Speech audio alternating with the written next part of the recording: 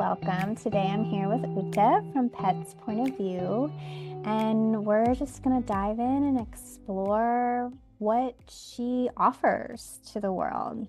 So, hi, welcome. Hi, Ava. Thanks for having me. I'm really happy to be here.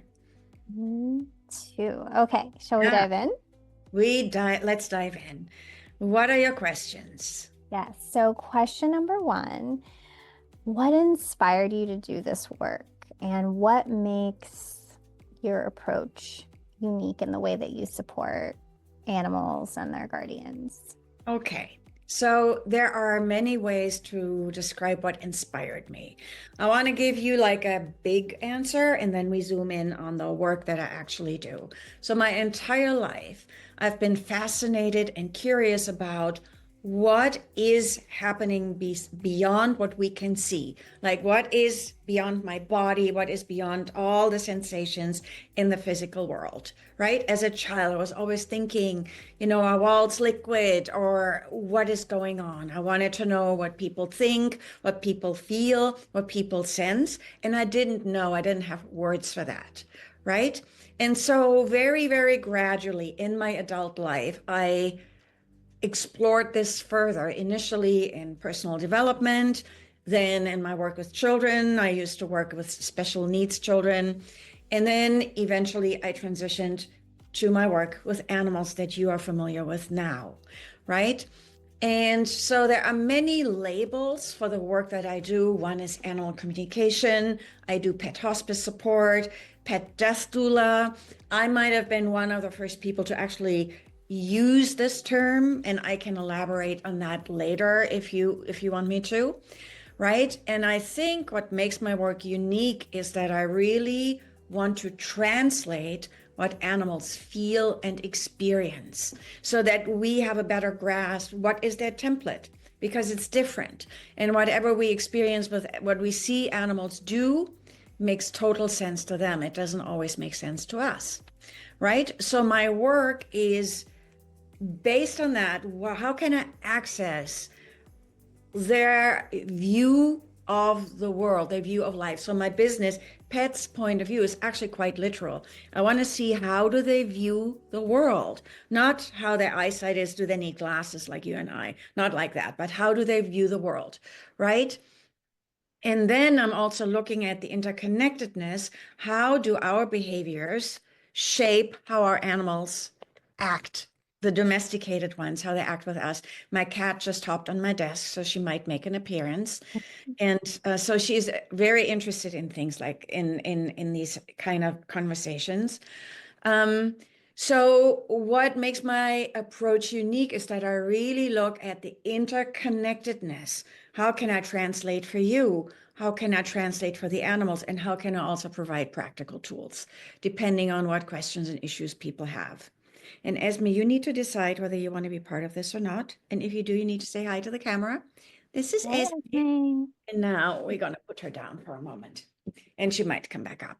So, Um, I just wanted to say I really just like love the name of your business, Pet's Point of View, and that really, quite frankly, describes your approach. It's just really beautiful to shift the approach from this like egocentric, like human view to, I think it also just shows how much bigger they are in essence than how we place them in the world. yeah, Like there are beautifully. comfort, there are this, but they're like so much more than that. Yes, they are. Yes, they are. And I just wanted to say, because not everybody knows you and I, that we have worked together with your animals also. That's how you had a really direct access to some of how we work. I just Yep. wanted to give that as a disclaimer, because not a lot of people who don't know me might not have any ideas, right? Right. Yes. And we worked in a ton of capacities. So animal communication, spirit rainbow session we did last night. Death dueling. I've also done your death doula course. And I've done some of your human offerings as well. So yeah, we have a lot of experience, or I have a lot of experience with the work that you do, which I think this makes it even more fun. It does. Yes, it does. Yes, it does. Um, and so with that, I have a sense of animal communication, and I gotta say, generally what you think animal communication is and what it actually is can be pretty different. And so, like, what is it actually? And can you describe your process a bit? Because I Sure. imagine different people have different processes Sure. too. Yeah, I think it's a great question. And it's also the term animal communication gets thrown around a lot, and you will get different answers or slightly different answers, at least from different people. There are many books that people wrote about it. And I use the term because then people have kind of an idea about the niche of the work, you know. Um, I personally do not like the term animal communication.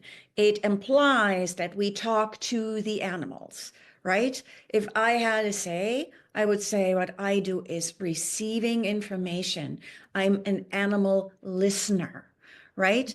The communication is like the receiving and the thanking them. And then again, I come back to the word translation. This is for the human. And here is one of my helpers again, because she can jump on high tables and she's proving that today, right? So there are ideas about animal communication, such as they send you images, you do this and that, and none of that is wrong. There are things like sending images, hearing words, hearing sounds. And I say, whatever animal communication is, for each of us, we have particular channels of perception.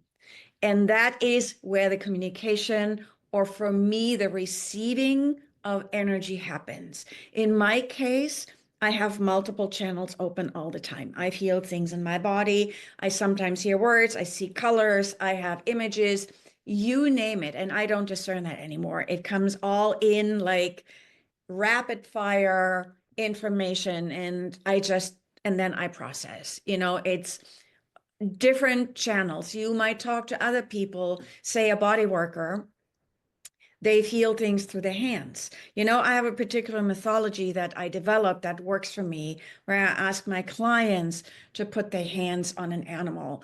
And that to me is like a camera, like a psychic camera. I can work without. It's just something that I coincidentally discovered when I was traveling. And one of my dogs was staying with a friend, and he was a little bit not okay. And so every time I talked to my friend, I said, put your hand on him. And then I could see, okay, this is how Shiva feels from the inside. And then I eventually incorporated that into my work, right?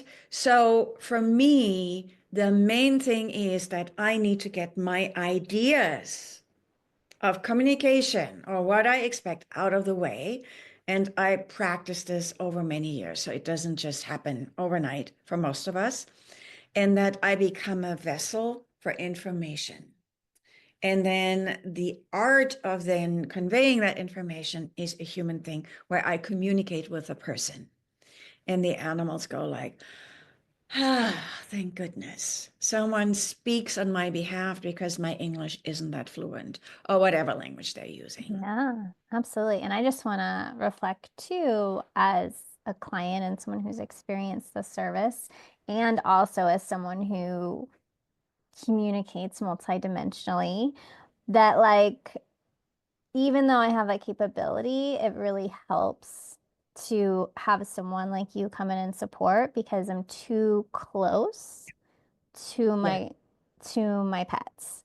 Yeah. So just for anyone out there, like if you're curious, like your own gifts, whatever spectrum they're on, beginner to wherever, like having someone like Uta again, like when they're so close to you and you're really communicating all day, every day, but more in a body language and it's a very different thing, especially when you have something specific that you want to check in around and receive information around. Like having someone like Ute to really support that and get in there from a neutral space is just really supportive. Yeah, I can say that the closer we are, the more interesting it can become to discern between what are my emotions and what is the expression of the animal? What are my filters based on my own history with emotions, trauma, etc., say when the animal is really ill, and what is their expression, regardless of what I see and perceive. So, for me in my own household, I've practiced this. I can zoom out more readily, but I have really honed this very consciously. And also for me, it's supportive when someone from the outside comes in and says, "Oh, I'm noticing this, I'm noticing that," because they're not in the soup, as I say. You know, Yes. it is invaluable for me, and I recommend it to anybody, regardless of what you do in your life, to have allies that are genuinely supportive and invested, but they're not in it the same way you are, you know. So, next question, which I feel like it's kind of a nice segue actually. How do you help people better understand their pets, especially when there is something that they're experiencing that's unusual or distressing? The first thing is I listen to what people observe. You live with your animals. I don't. So I want to hear what are your observations. And I want to be a little bit more specific. A lot of people, a lot of us tend to say, my dog is stubborn or my cat is aggressive, just to give you random examples. And then I say, what behaviors do you actually observe? We already label things, we interpret things. Oh, this behavior must mean that, et cetera, et cetera. And to me, that's not observation, right? So when someone says, oh, my dog is too lazy or too stubborn, or they know they should do this, and I'm like, how do you know that? What do you actually notice, right? So that is the first step, that we kind of tickle out of you, what are your observations besides just saying, oh, they're probably da da da, right? And then people go like, oh yeah, I've noticed, fill in the blank. That's the first step. The second step is, regardless of what animals do, and I'm not saying it's always pretty for us.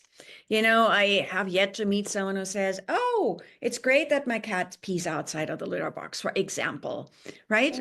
Because I have situations where people talk to me about that. Or it's great that my dog isn't housebroken or whatever, right? And I say, and I really feel this is true, whatever an animal does makes perfect sense for them. Does that mean it has to be that way? No, but no behavior is random. It's not out of spite. It's not premeditated.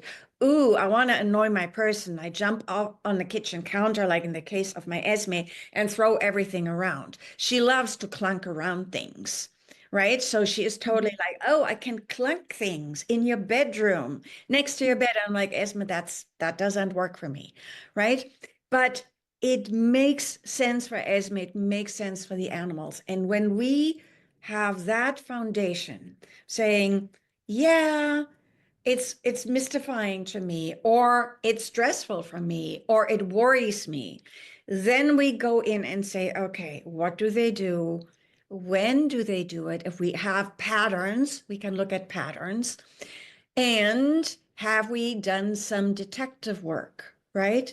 Sometimes we have things, behaviors, and this is very specific in particular situations. Sometimes we have behaviors that are weird. So someone says, my dog is 12 years old and they never did fill in the blank. And suddenly they have this behavior that suddenly they growl, for example. And then I say, okay, do we have a new dog in the house? Do we have a change in the circumstances? Do we have a change in the external? If we don't, we might want to investigate, do they have some physical changes? Not all physical changes slash illness slash pain slash discomfort shows in like, oh, I feel bad, like you and I might say, oh, got a headache, or whatever, or I got to lie down. Sometimes we see behavior changes. And then what are steps to take to investigate? Is there actually a physical component to the behavior, or is it behavior because of the new boyfriend or because of a divorce, or You name it. I'm giving very random examples here, all of which I have encountered multiple times. And there's the queen of the house again, and I'm just her visitor. It just, yeah, speaks to how, sensitive and perceptive animals are. And yeah, just being really aware around how we affect them, basically. Yeah, and it is not always how we affect them. There are family situations where it certainly affects them. And also, say nothing has changed in our lives. Say everything is the same, and they suddenly do weird things, or we think they're weird. Then I say, okay, what expressions does a dog or cat? I work mainly with dog and cats, occasionally with a boa. I had a really nice big boa that I worked with the other day. Very fun, really. I work with parrots and horses and whatnot, and I've also worked with wildlife, except there's a very different dynamic when people have like a wildlife sanctuary than domesticated animals, right? But what is the repertoire of expression when a cat or a dog is in discomfort? They can eliminate, they can vocalize, and they can get defensive. They cannot say, you violated my boundaries, or let's do couples counseling, or I'd rather go on a vacation to Hawaii because I need the sun. I mean, it's kind of a little bit funny when I say that, but what is their repertoire? What can they actually express? And when I see things that are suddenly very different, I'm going like, wait a minute, is something changing in me, or is something changing in them, or both? Right? Right. Because sometimes, say, an animal harbors an illness, I get more stressed, and then that affects them. So it's not like, oh, it's all on us or it's all on them, but to really track what has changed. And if I really can't make sense of it, what investigative work can I do internally or externally? Going to the vet, talking to me, doing both. So continuing this similar realm, we often get overwhelmed when our pets are in distress, right? And we have a lot of different ways that pets, as you've mentioned, that Yeah. they'll be in distress. And so, what are, because we're here to support the pets, but you're also here, it feels like, to support the pet parents, the guardians. And so, what are some steps that you would guide them to move out of that overwhelm? So the first step is ridiculously simple, and but it's crucial. So we tend to judge ourselves when we get frustrated, overwhelmed, and go like, oh, I can't deal with this and feel whatever this is. And for some reason with animals, there's this collective programming. We only should show our happy face, even when we are worried and sad and this and that, right? Or especially when it's a dog or horse, we have to be like the alpha or something like that. And I have a whole thing about that. We probably won't get into that, which I have strong opinions about. I leave it at that. But the first step is to say, yes, I want to accept how I feel, right? That sounds like corny, maybe new agey, I don't know. But if we fight our overwhelm, we make it worse. If we want the animal to change to make our overwhelm go away, also not a great way. But to say, Ava, in this case, I hear you and I empathize with you. It is overwhelming when you get woken up in the middle of the night because your animal is sick.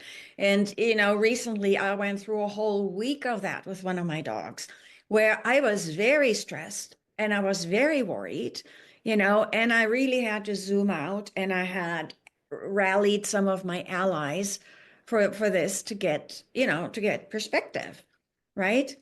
Mm. So the first step is to go to say, okay, I want to acknowledge that this is actually true. I'm not a bad person.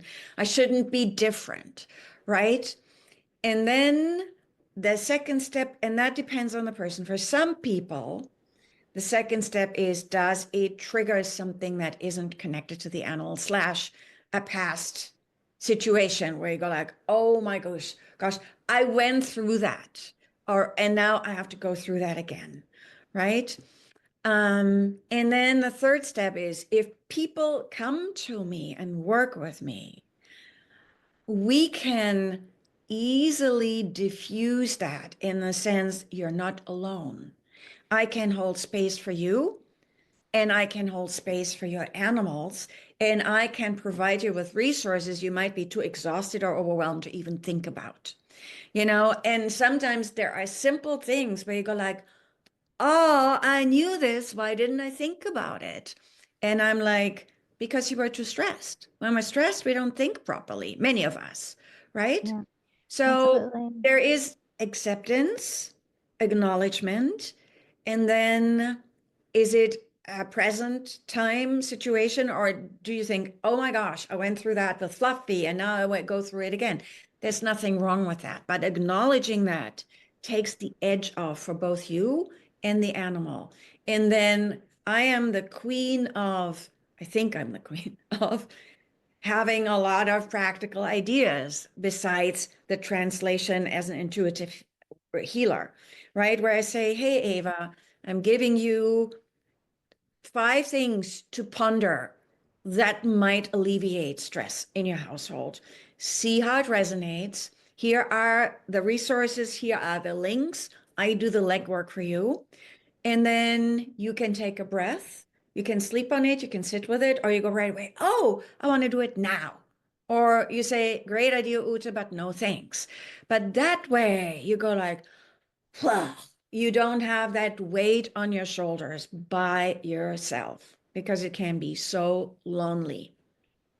Yeah. And And you have those like next steps to take too, yeah, which is, yeah, yeah, so helpful. yes. And then you choose what is right for you. I have ideas that I tested out and I explain that also to people.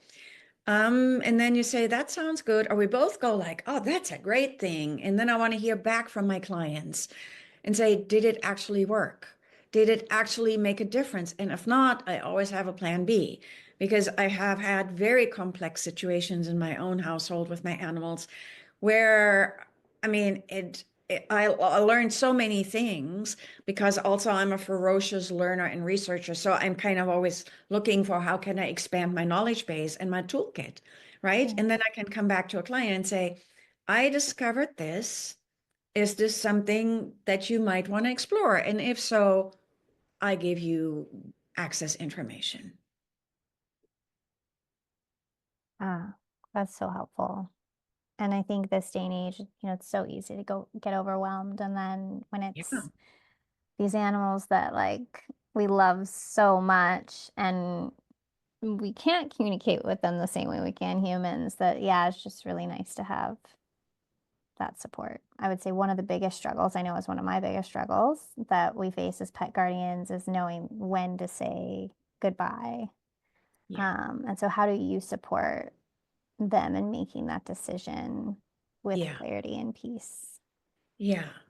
And that is the ultimate question. The way I support my clients and the animals is I really tune in with the animal and feel into what do you need and what do you want, right? And I want to be very clear here. There is an element of um, choice for the animal. There are also elements of instincts, So for example, a lot of cats, if they had if they could, they would go hide somewhere outside and never return because that is their instinctual template, right? And Mhm. because they're domesticated, we say, no, I don't want to not know where you go into the bushes and don't come home, right?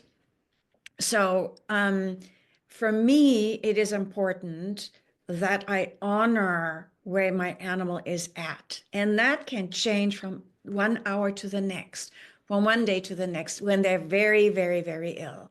I worked with someone yesterday with a super sick dog, and they wanted to schedule the euthanasia. And there are still a few things that their dog needs to have completed. I don't know how many more days, or maybe it's another week. This animal is very Um, I mean, it's a very progressive disease that they have. You know, they're paralyzed now. They were on a Zoom call with me yesterday. And so, but the dog was like, wait, there are still a few things that I need to get closure about. And in this particular case, it was about the death of another animal that they had witnessed. And they were like, I need to have some closure around that before I can release myself. Right. So for me, it's important that we consider the concept that it's not just our decision, that we can make a joint decision. Granted, if you have a sudden situation, such as a dog that's run over by a car or so, which is a horrible, horrible thing, that might have been karmically a choice point, but that is not a time to talk a lot about, oh, they didn't la la la la la. That is just, it's just you deal with shock and grief both, right? In a situation where we anticipate a decline and a demise and it gets closer, cancer or all these diseases that at this point in time we don't have a cure for. I very carefully calibrate what is the animal feeling and thinking, where do they want to be, how do they want to exit, and how can we work with a guardian. And I also take into consideration we all have different belief systems. You know, there are people that say, I will never euthanize, it is in alignment with my religious or spiritual beliefs. There are people say it's inhumane. There are all these things, right? Where we want to know what is your belief system, and within that, how can we honor the bond that you have, and how can we honor the timing, right? In many cases, it is clear, and in many cases, it's not clear, depending on how the fluctuations are of the illness. We have good days, we have bad days, right? And again, we're all programmed to think we know, and they give us the look. And I have people who say they gave me the look. I've had the look or the kind of sign in my household too. And I had other situations where it went on and on and on and on. So for example, when you have an animal with dementia, very often they don't give you the look because their brain is in a very different sphere and the body does really strange things. I hospice fostered a dog with advanced dementia. Did she give me any looks? No, she was all over the place, right? And she was very ill. She was very ill also, that's hospice foster. So in a lot of the sessions that I do, we are just fine tuning. What are loose ends? What kind of closure do you need?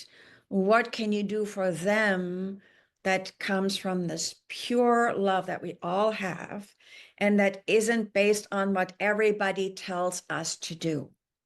Because that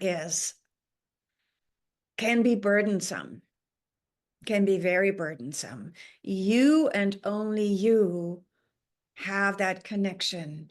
It isn't always crystal clear. And I say, when you do make a choice with your pet that comes from this pure place of love, you can do no wrong. They know how pure you are. They know. They know it better than you do because they are pure beings.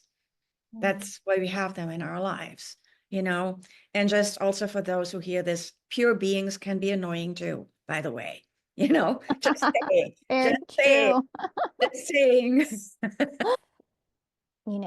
People will say you'll just know when it's time, and just, yeah, how much that can feel like pressure in itself, because it's like, well, I don't know what that's going to look like when it's Yeah, time. And you yeah, don't know until you know. And then sometimes, like you said, you don't get those signals that you know. Like I knew with Mystery, she had breast cancer, and I knew eventually it would spread to her lungs, and that her breathing would become much more labored.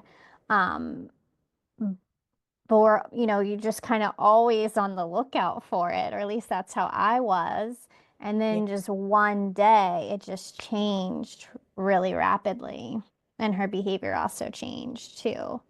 Um, and so it was like really clear. But even within that, I was like trying to get you on an emergency session. Like, Yeah.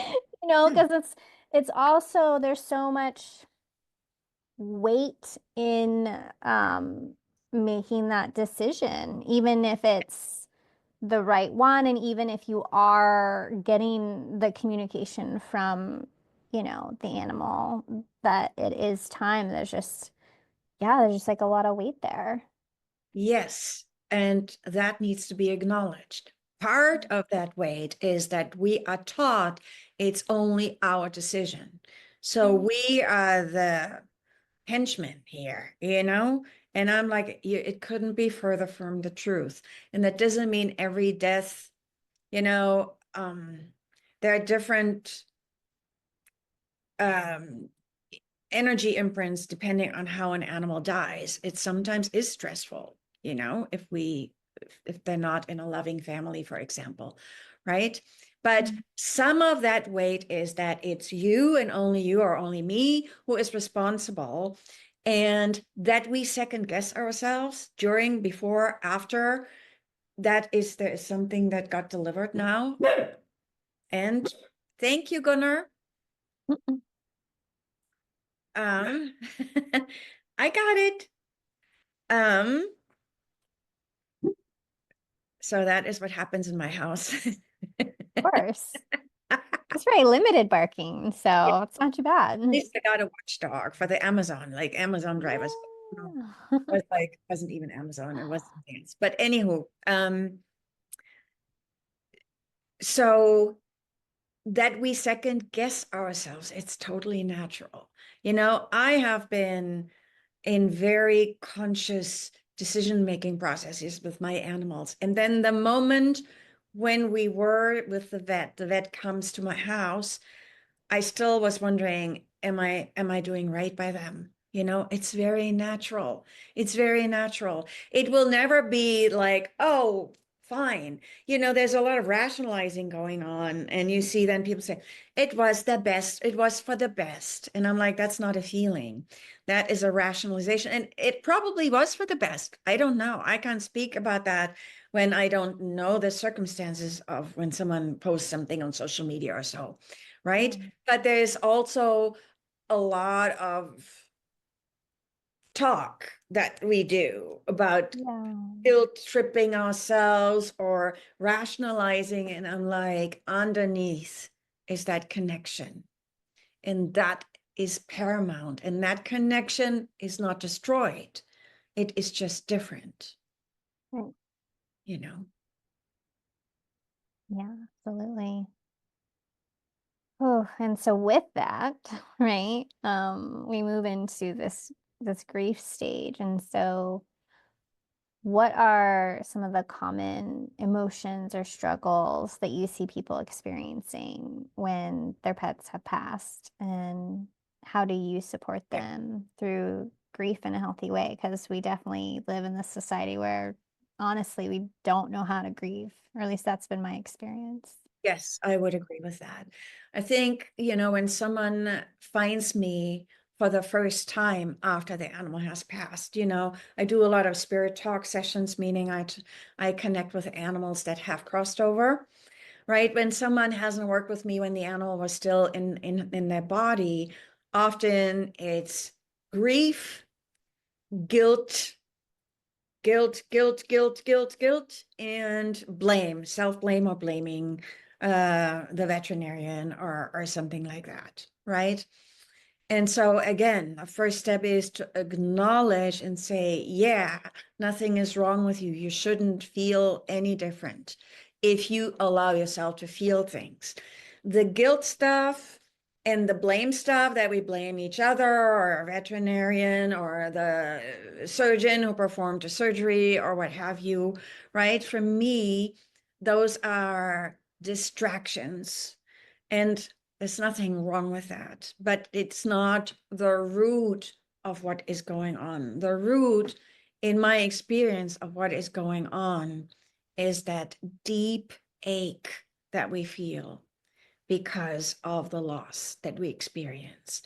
And this heartache, which is because of our love, that is why we feel this deep ache. We cannot change it. We cannot, it's a finite situation. Once the body is not breathing anymore, we cannot make it breathe again, at least currently in our current times, right? And so we look at what the circumstances were when the animal crossed over. What are all other factors that played into that? And then how can we honor what we feel? And how can we move with that without treating it like an illness? I have to get over it, or else, or I have to get a new dog or a new cat, or else, right? And sometimes we need to get a new dog or cat. It's nothing wrong with that either. And Esme, you are kind of halfway in the camera now.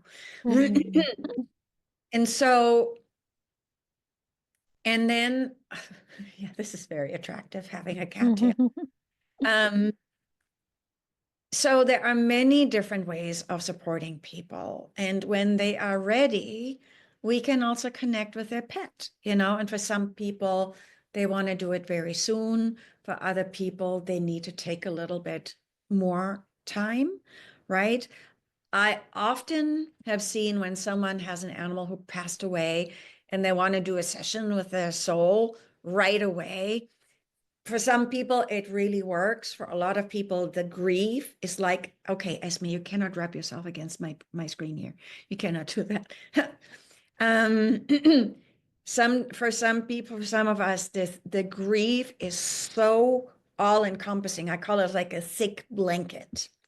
And it's very hard to feel anything else, right? So I just want to discern with my clients, what can you experience? What are you ready to experience?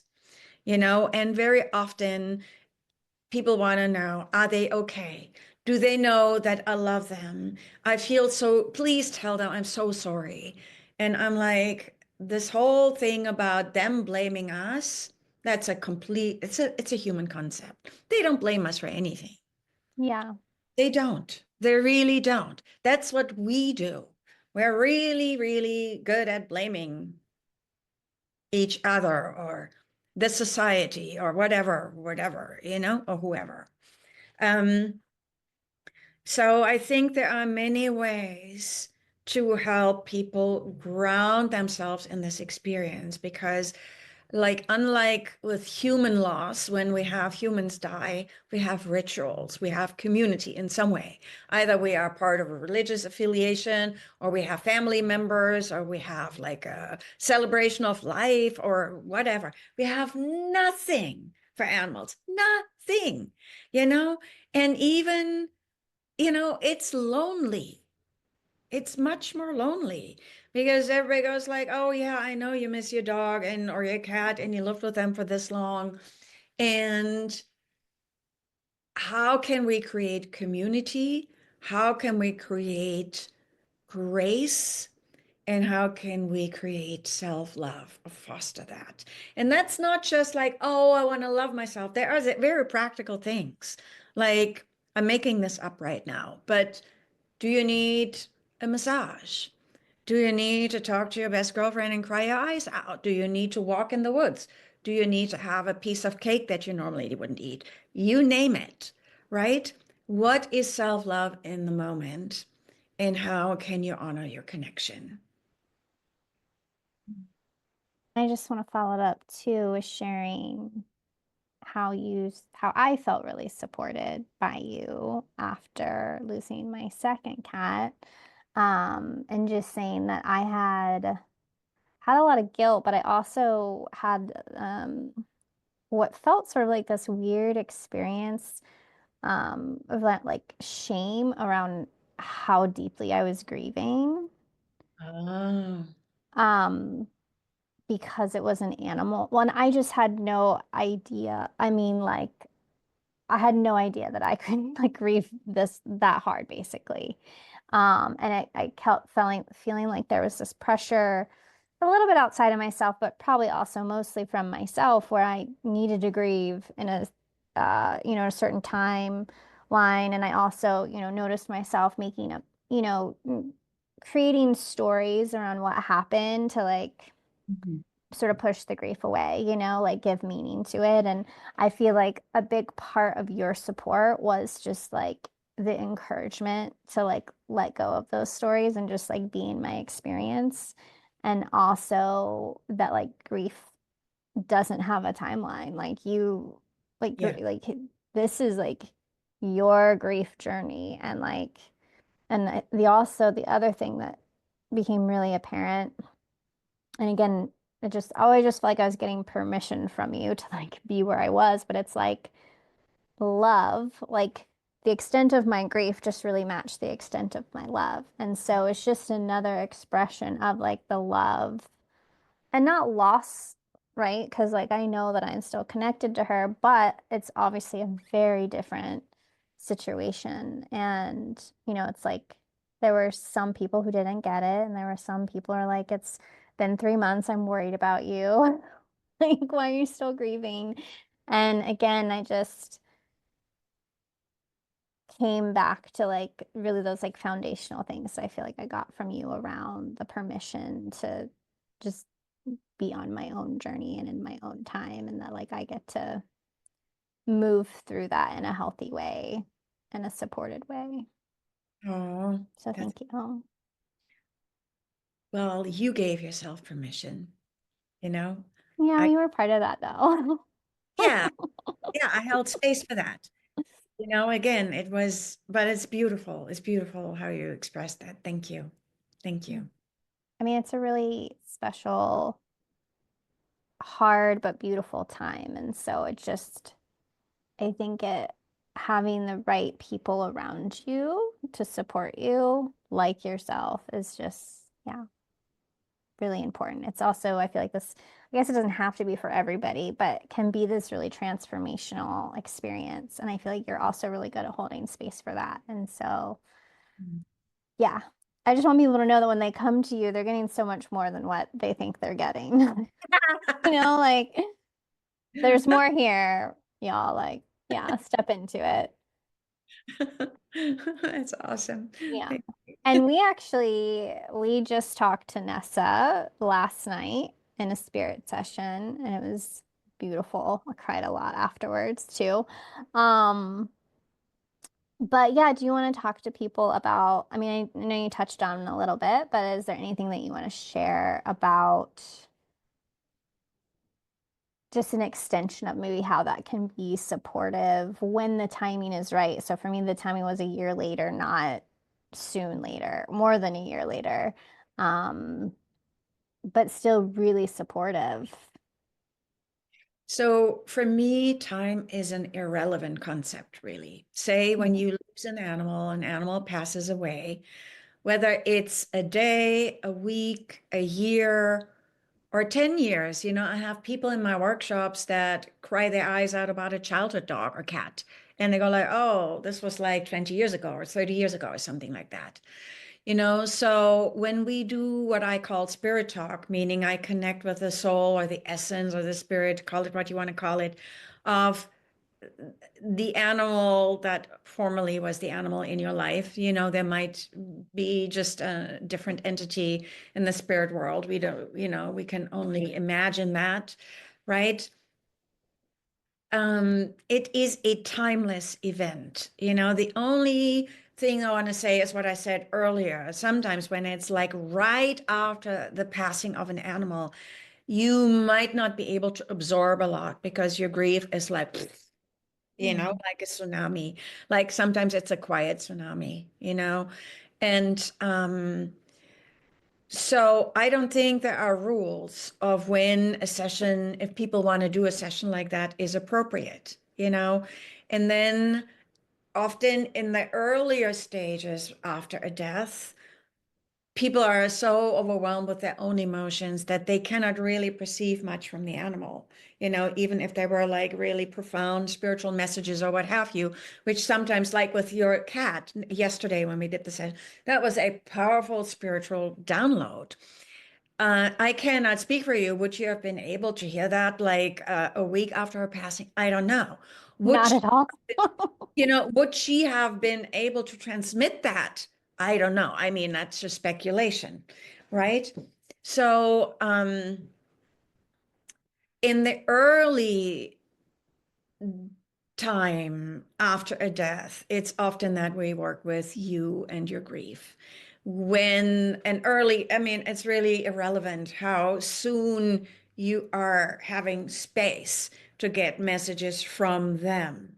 So that's where we want to discern is, do you want to process your grief, or do you want to really find out what are they doing? What is their job description, as I call it? I've had animals that had very distinct job descriptions. And I'm like, okay, cool, bring it. And these are my own, where I was like, yeah. I mean, they were so different in life. They are so different now. I mean, the soul, some are staying close or come to swing by. Others are like, bye, I'm elsewhere. I do work elsewhere. And I'm like, okay, do what you Yeah. need to do. It's your evolution, your spiritual Yeah. evolution. And I don't know, I just know what we did. So I don't really know what your experience is with other people, but it feels like, or at least in my case, Nessa's really like anchored in like as a spiritual guide for me now. And so just in the way that I would connect with my ancestors for guidance, or I would connect with like a goddess guide or Yeshua or something like that, that like I can Yeah, touch in with Nessa to be this like spiritual mentor and guide to support me in this life. yeah, yeah. And you help facilitate that in these sessions. Yeah, just like adding that as another layer Right, to the work. right, right. And for those people who hear this, not every animal wants to be your spirit guide, you Right.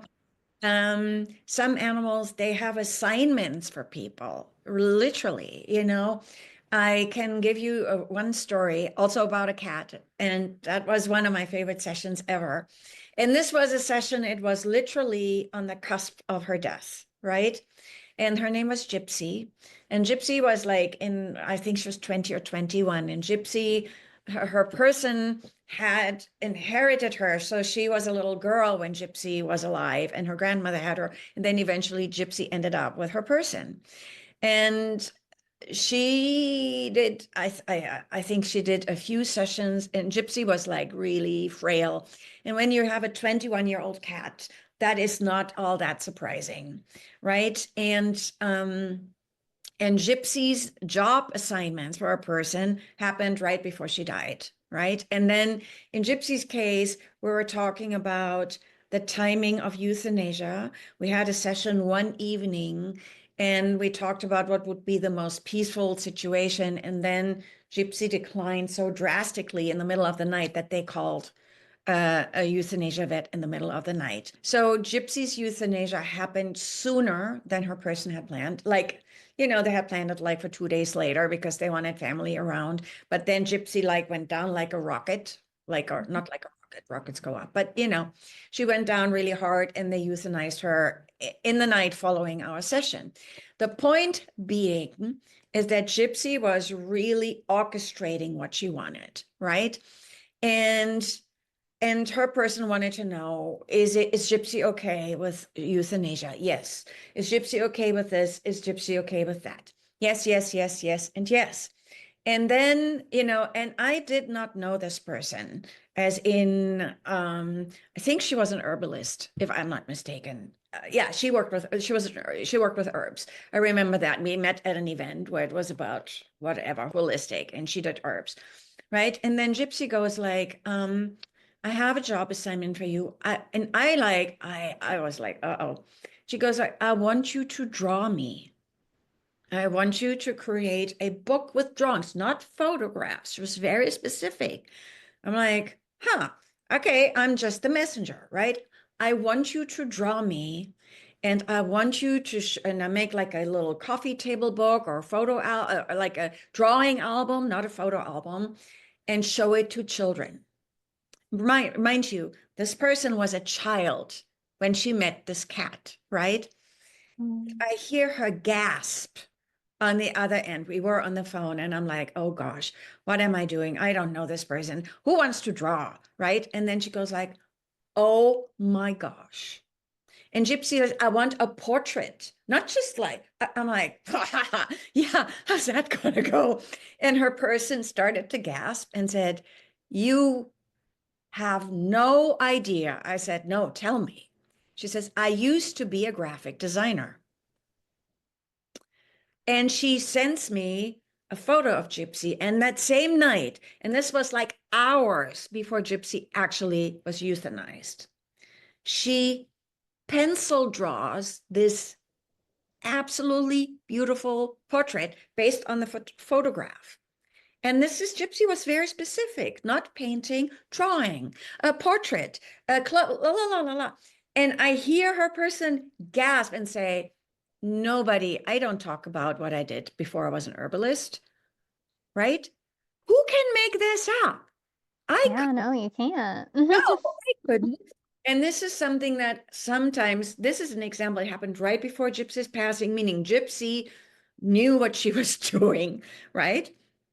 And often I get these kind of downloads after an animal has died. It's not always, oh, I'm your spirit guide, but they say, okay, what is my legacy? How can you um, pay it forward, all of the good things that happened, right? So Mm. this is just one of my favorite stories. I have many favorite stories, but that I certainly love has that. stood out because it was so specific. And I'm going like, oh my gosh, what is she gonna think if I tell her this? And most people say, I don't know how to draw. And she goes like, you have no idea. I used to be a graphic Mhm. designer. And she sat down and was drawing her cat. And then her cat was euthanized. It was amazing. It was amazing. Yeah. Um, Yeah. so beautiful. And to, yeah, just also makes me think of that, like just the cycle of death and birth and creation and destruction, they Right. all Right. go so beautiful together. And she basically asked for that. So, Yeah. yeah, I And she love it. dictated this. She wasn't like, oh, please. She says, this is what I want you to do. This is supposed to be my legacy and has to be for kids. I'm like, okay, yes, ma'am. you know? Assignment gotten. Yeah, Yeah. beautiful. Yeah. Okay, so still in the grief and death realm. So you used to host an in-person grief support group, and now we're talking about turning it into a 6-week program. What can people expect from this, and how can it help them through their grief journey? Okay. Very good question. So I'm in the process of scheduling a 6-week online program. It's called the Rainbow Blessing Circle. And it is for a lot, it can serve a lot of different purposes. It might be that you are grieving because your animal got diagnosed, you are going through hospice, there's an impending death, or you lost an animal. And when you lost an animal, it really doesn't matter how long ago it was. It is for anybody who wants to celebrate and have support and community for their grief journey, for their hospice journey, for their after death experience of the animal, right? So I want to say anybody who has any lingering grief experience, no matter how long ago it was, anybody who has a fairly healthy animal, but they just got a bad diagnosis, anybody who is in the thick of exhaustion of hospice, come to this group. You will get a lot of support. You will get practical support, as in you might get some more tools for your toolkit. You will get homework assignments to do some awareness exercises, journaling.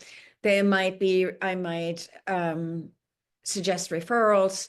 Oh, now have another cat in the picture. That's very beautiful. Hi, Sefi. But it will be a very rich journey where you get spiritual and practical support without any judgment.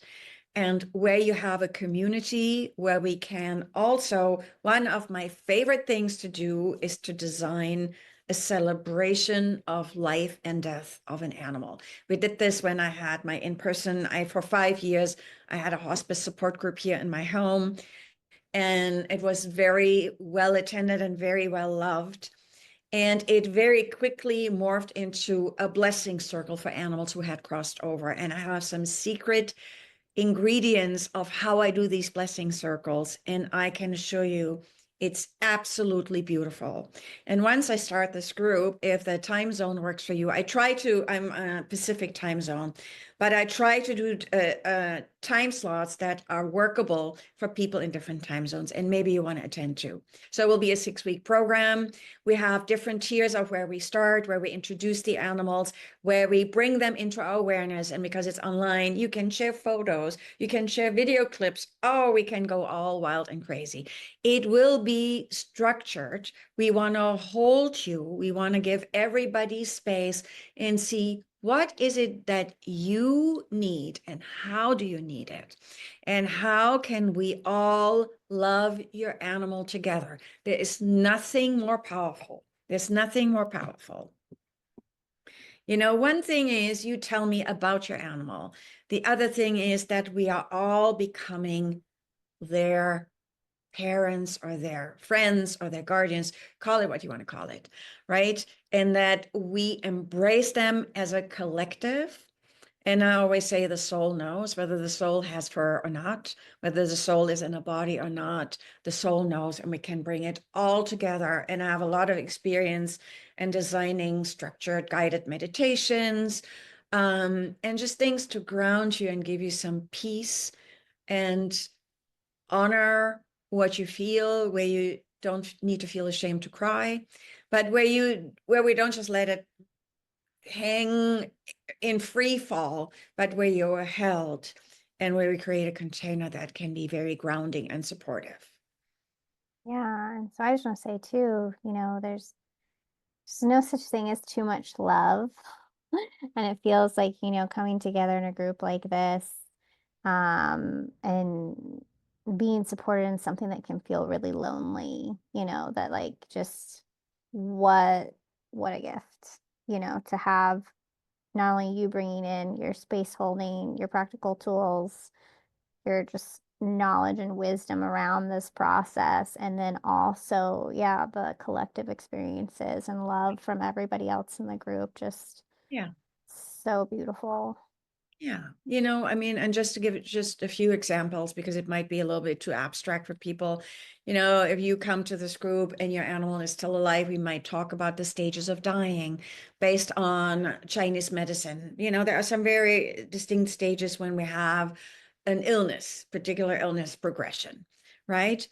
And then what are ways to create ritual around the death and dying process if we have the luxury of time to think about it ahead of time? It can make a world of difference. One thing is you're in a panic and you go like, ah, and the other is that you say, okay, my heart is aching, and I also can make it a sacred experience, and my heart is aching, and I was completely traumatized when my animal died, and now I'm here to heal. That. Yeah. So someone wants to make like a really quick cameo, so I'm just gonna. Oh no, Yeah. you don't want to look at them. So this is Seffi. Can you look? Apparently she only has eyes for me right now. She was throwing. There we Yeah, go. there she is. There she is. Yeah. All right, so we have one last question. And so really I just want to give you an opportunity to share, what do you encounter in your work that we haven't talked about? So my main niche is working with animals that are old or frail or ill and getting closer to the end of life. I also work with young animals. It's not just the oldies, and not everybody who is sick is old, but I also work with animals that have PTSD and a lot of fear. So I have training in modalities that address nervous system imbalances. So that is another area of work that I'm really passionate about. And yeah. So, and then there are modalities that I weave into all of this. I'm trained in family constellation. I'm trained in many different modalities. However, I want to just kind of blend it together in a cake that works for people. And not everything needs to be blended together. But aside from doing end of life work as an intuitive healer and as a death doula, I also work with animals that are just terrified of living, or terrified because terrible things happen to them, and there's much we can do for them that can make life easier for both humans and the animal. And I want to follow that up just by, because we just introduced Seffi. So Seffi's, she was a year and a half when she came into my life. And we did a session, well, we've done a couple sessions with you. But yeah, so she's young, she's fairly healthy. We have talked about, vomiting a little bit. But aside from that, I just wanted to know, like, how is she doing? Is there anything I can do to, make her life better, to support her? Does she want another feline companion, brother or sister? And, that, you don't have to be in a distressing situation to reach out to Ute. Like, there are also these other really beautiful opportunities where even when things are going well, we can still check in and see, what we can do to deepen our relationship and expand our relationship with them. And Yeah, I really loved that too. yeah.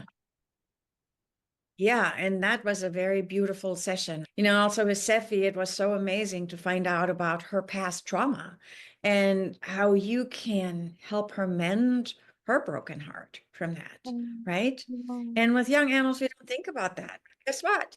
They also can experience trauma, like young people and children, right? Yeah, Yeah. absolutely. Her name So was originally Mama Garage, which, is telling. that's, So, yeah.